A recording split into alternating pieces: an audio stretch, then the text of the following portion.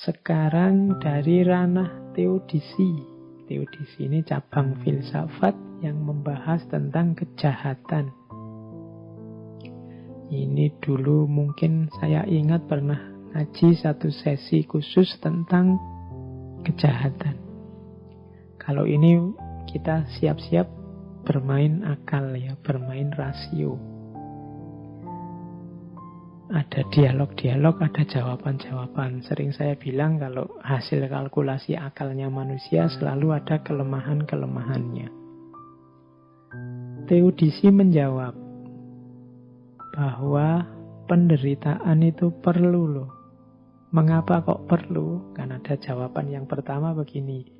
Kenapa kok harus ada penderitaan dalam hidup? Ada jawaban, penderitaan itu hukuman atas orang-orang yang berdosa. Penderitaan itu ujian biar nanti orang dihapus dosanya, kemudian bisa masuk surga. Penderitaan itu untuk membuat orang semakin sadar dan semakin bermoral. Nah, ini jawaban ini kan sering kita dengar. Oke, di akhir sesi musibah ini saya ingin memberi sedikit bantahan, sedikit sanggahan terhadap argumen tentang perlunya penderitaan ini. Ini bahan diskusi untuk teman-teman nanti ya. Kalau jawabannya penderitaan itu adalah hukuman atas orang yang berdosa, kemudian biar orang yang berdosa nanti bahagia di surga, dan seterusnya, biar orang yang berdosa sadar dan moralnya semakin bagus. Dalam kenyataannya ada beberapa kontradiksi, paradok. Misalnya begini untuk membantah, apakah musibah itu hukuman? Kalau itu hukuman, bagaimana dengan anak-anak kecil yang tidak mengerti apa-apa? Misalnya dulu kita bilang, waktu ada tsunami, wah harusnya kita ini segera tobat.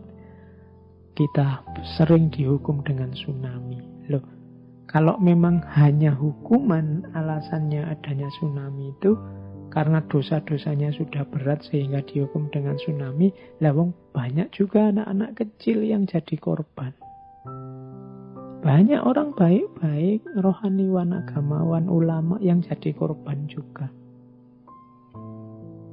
Berarti tidak bisa dong disebut itu sepenuhnya adalah hukuman.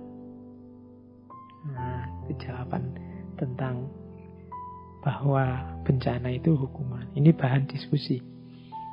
Yang kedua, nanti yang dapat bencana di dunia akan mendapatkan balasannya di surga. Ini bahan diskusi ya, saya tidak bilang bantahan ini pasti benar. Ada yang bantah begini, loh kenapa kok harus ada bencana? Bencana itu biar kita nanti susah di dunia, senang di surga. Loh apa Allah itu kan maha baik. Masa Allah mau memberi kita surga aja syaratnya begitu beratnya? Nah, itu ada yang membantah begitu.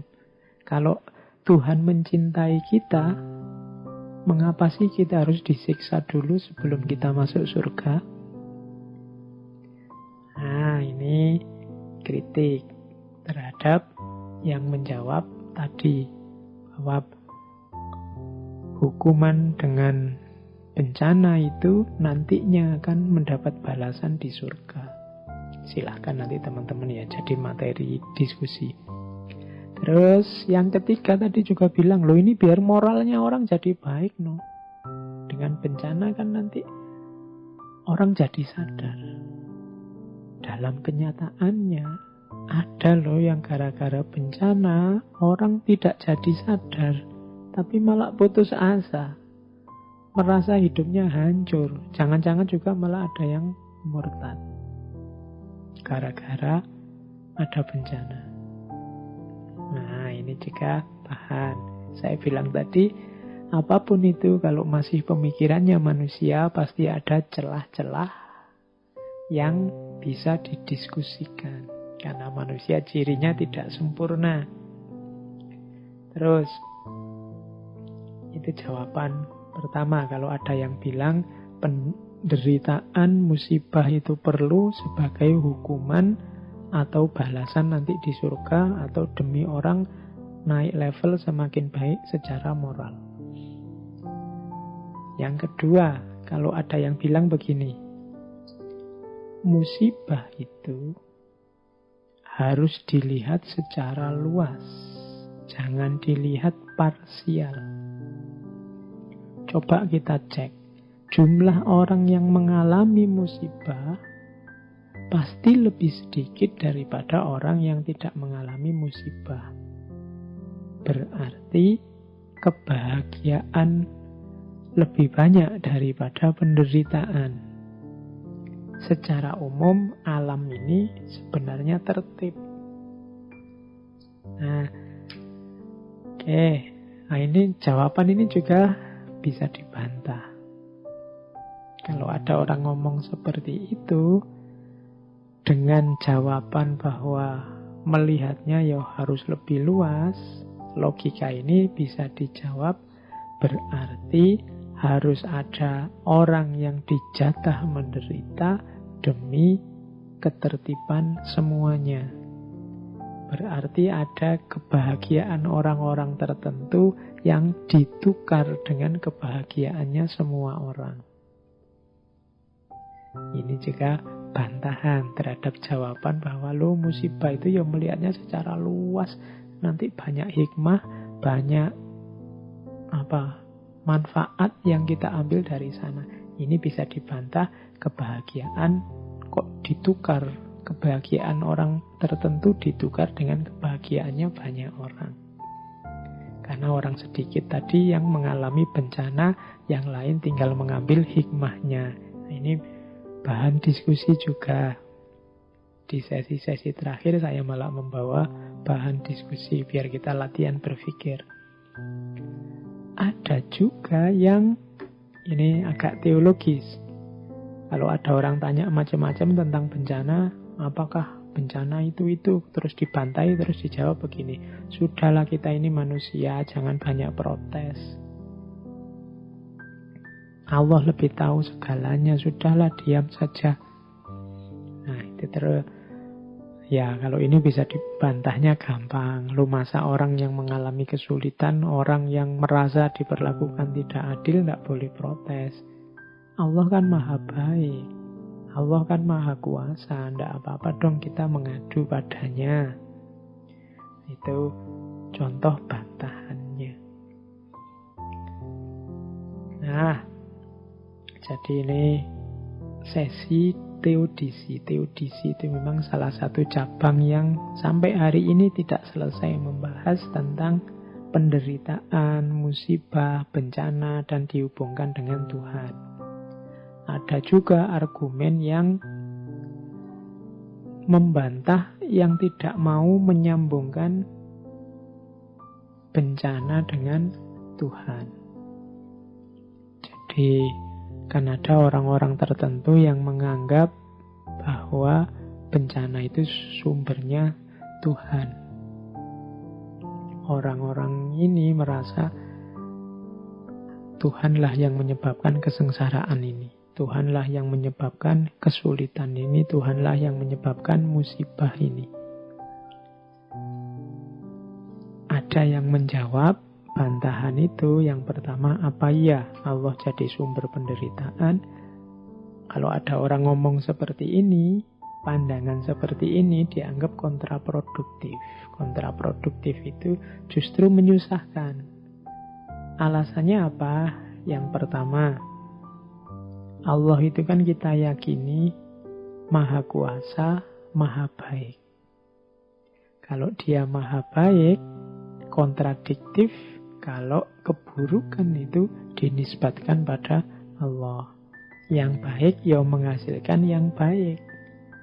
Kok ada penderitaan, ada kesalahan, ada keburukan, itu berarti manusia yang menjauh dari kebaikan. Yang kedua, penderitaan itu apapun jenisnya, meskipun dirasakan sakit, sebenarnya ada tujuan baiknya. Ini bantahan kedua terhadap yang bilang bahwa Allah sumber penderitaan. Allah yang maha kuasa pasti dan maha baik, pasti punya tujuan baik dengan yang kita rasakan sebagai penderitaan, yang kita anggap sebagai menyusahkan kita. Kalau pakai analogi ya seperti anak kecil yang dilarang main game terus-terusan misalnya. Anak kecil yang dilarang main game terus-terusan ini menderita kan, karena dia pinginnya main game terus-terusan. Orang tua yang melarang ini tahu kebaikan apa yang nanti akan lahir kalau dia tidak terus-terusan main game. Meskipun oleh si anak dianggap sebagai penderitaan. Biar saja dia menderita sekarang karena dia akan mendapatkan manfaat besarnya besok. Bantahan yang ketiga. Pandangan bahwa Allah adalah sumbernya keburukan ini akan menyulitkan nanti dalam upaya untuk rekonstruksi, dalam upaya untuk menyembuhkan orang-orang yang kesulitan karena bencana. Karena kalau Allah sumber penderitaan, berarti kita tidak punya hal lain di luar hidup ini tempat kita bergantung. Karena kalau kita punya Allah, kita punya Tuhan yang melindungi kita, yang menyayangi kita, maka kita lebih mudah kalau sedang susah. Target kita, tujuan kita, sandaran kita Allah. Tapi kalau Allah sudah kita jadikan sumbernya penderitaan, ya kita tidak bisa ke sana lagi untuk keluar dari penderitaan. Kita tidak ada lagi yang memberi motivasi. Kita tidak punya motivasi, tidak punya target sandaran untuk mengurangi penderitaan yang kita rasakan. Lah ini sumbernya dari Allah. Apa bisa aku minta keringanan? Apa bisa biar ini tidak jadi menderita? Wong ini sudah keinginannya Allah. Nah, jadi ini argumen ketiga ini ingin bilang bahwa Allah jangan disebut sebagai sumber penderitaan. Karena kalau kita sedang menderita, pelarian kita yang terakhir itu Allah, Tuhan. Kalau dia diposisikan sebagai sumbernya penderitaan, nanti kita tidak bisa lagi lari ke Allah saat menderita.